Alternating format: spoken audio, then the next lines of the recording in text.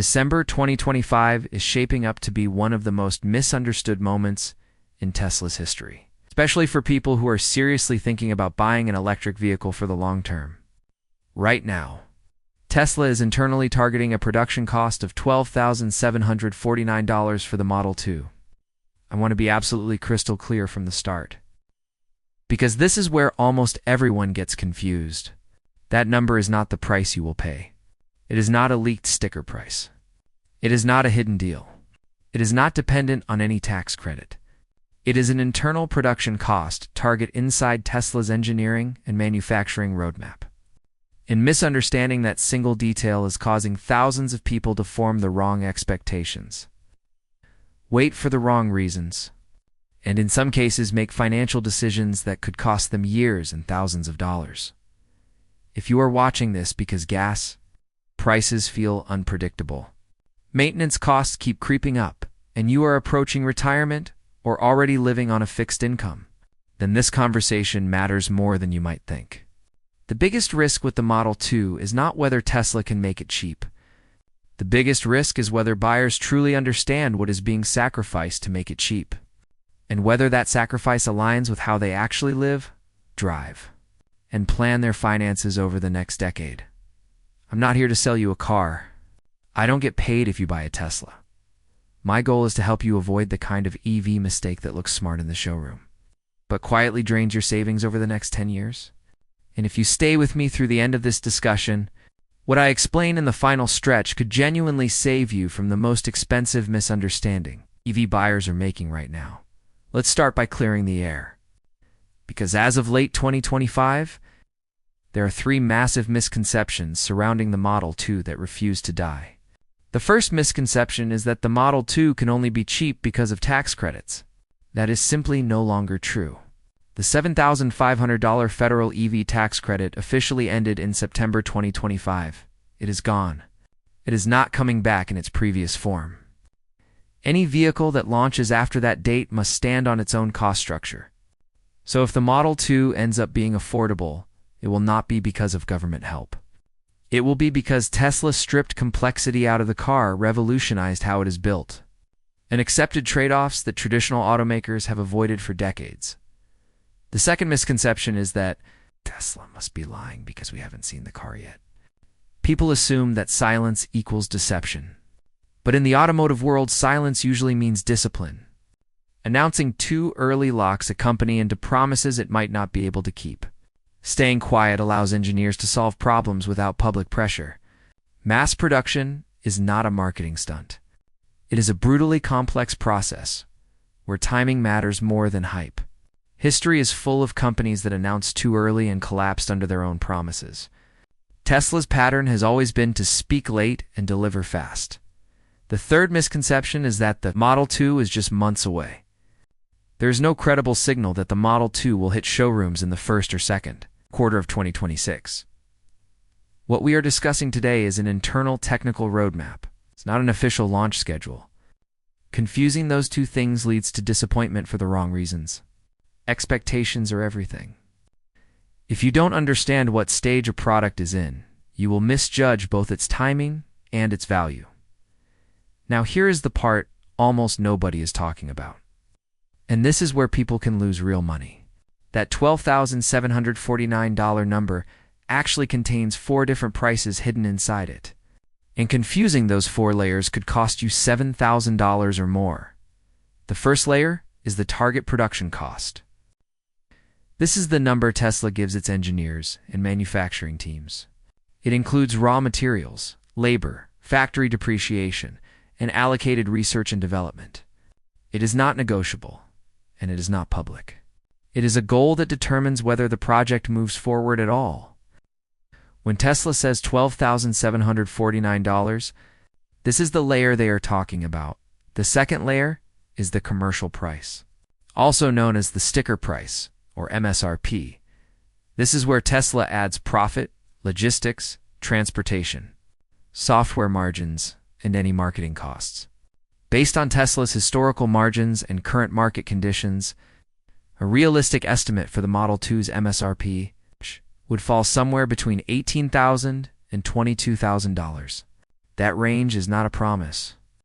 It is an educated estimate based on how Tesla prices every other vehicle they sell. The third layer includes incentives and financing strategies. While the federal tax credit is gone, Tesla still has powerful tools. 0% APR financing, trade-in bonuses, bundled insurance discounts, and state-level rebates in certain regions can all lower the effective cost. These programs do not change the sticker price, but they change what you actually pay over time. With aggressive financing, the effective cost could land between $16,000 and $19,000 for some buyers. The fourth layer is the out-the-door price. This is the number that actually leaves your bank account. Sales tax, registration, destination fees, documentation charges, and optional accessories all stack on top. Depending on where you live, the final number could range from $17,000 to $24,000. And this is where financial planning becomes critical, especially for buyers over 50-5. For people approaching retirement, stability matters more than discounts. A car that costs $20,000 without relying on incentives is far safer than a car that looks cheap only because of temporary government programs. But if the Model 2 drifts upward toward $24,000 or $27,000, the equation changes entirely. That difference affects insurance, financing, depreciation, and long-term affordability. Understanding price is only half the story. The other half is how Tesla plans to hit that cost target, because the manufacturing choices they are making will directly affect ownership, repairs, and insurance in ways that most reviewers won't mention. Tesla is moving to an ultra-large gigacasting process. Using a machine rated at 50,000 tons, that is more than 8 times larger than the casting machines used for the Model Y today. The benefit is dramatic. Part count drops by over 60%. Hundreds of stamped parts become a single cast structure. Assembly time collapses. Structural rigidity improves. Manufacturing speed increases. On paper, this is revolutionary. But there is a trade-off, and it shows up after the sale, not before. When you cast an entire underbody as one piece, you lose modular repairability. Traditional cars can replace small sections after a collision. Gigacast vehicles may require replacing entire modules. As of December 2025, there is no long-term real-world data on repair costs for severe collisions involving ultra-large cast structures. Insurance companies are still modeling risk. Independent repair shops may not have access to parts or procedures, and early adopters will be the data point. If you are 60 years old, used to driving a 10-year-old gasoline car that any local mechanic can fix cheaply, this represents a shift. Minor accidents will likely be fine. Major accidents could be unpredictable for the first few years. This doesn't make the car bad.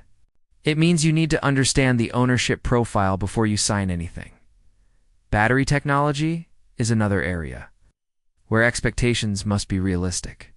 The Model 2 is expected to use a lithium iron phosphate battery in the 50 to 55 kilowatt range. LFP batteries have real advantages. They last longer, often exceeding 2,000 charge cycles. They are safer, with lower fire risk.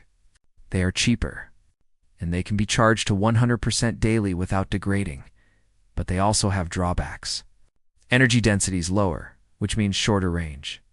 Cold weather performance is worse. If you live in warm climates like Arizona, Texas, or Florida, this may never matter to you. If you live in cold states like Minnesota or Wisconsin, it absolutely will. Tesla may advertise an EPA range around 260 miles. In winter, that number can drop by 30 to 40%. A 260-mile rating becomes 160 to 180 miles in real-world cold conditions.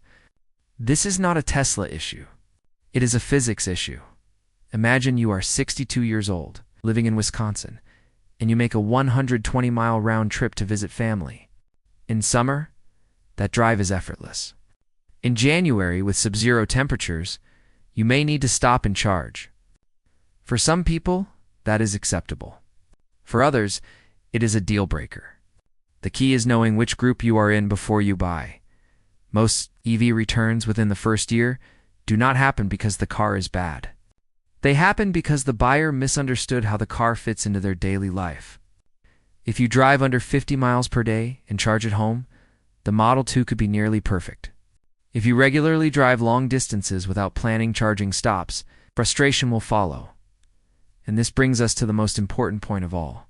Cheap does not always mean affordable. Affordability is about predictability. It is about knowing what your costs will be over 10 years, not just what you pay on day one.